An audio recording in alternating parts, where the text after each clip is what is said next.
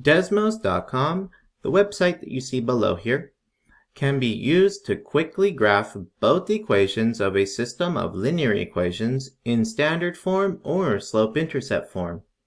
Here is my example of a system of linear equations. The first equation is in slope-intercept form, the second equation is in standard form, but rather than having to go through all the handwork of solving for y to put this second equation into slope-intercept form, we can graph both of these directly into Desmos. When you get to Desmos.com, start by clicking the Graphing Calculator button. That'll bring you to this grid location, and before you start doing work, it's always a good idea to name your graph just like you would name any other document. In the settings, you can go ahead and turn off minor grid lines and put the step to both 1 for x and 1 for y, and that'll give you a nice looking grid. You can type in both of these equations pretty much as is by using the little keypad down below. The one thing to be careful is when you are going to enter in the fraction -5/3, that you have to type the -5 and then you have to type the divide button, and then you can enter 3 in the denominator. Let's watch.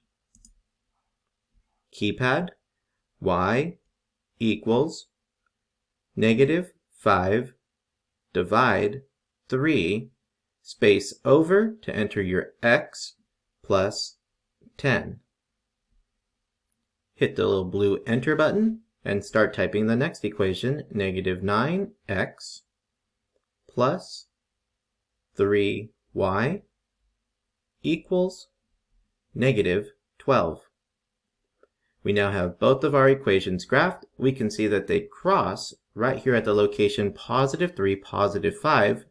But if we want that point to be on the graph, we have to type it in by hand, parenthesis 3, comma 5, and we can now take a nice little screenshot of our equations and the solution ordered pair where these two linear equations overlap. Let's check for understanding. Explain how the two linear equations were graphed in Desmos.com. The two linear equations were graphed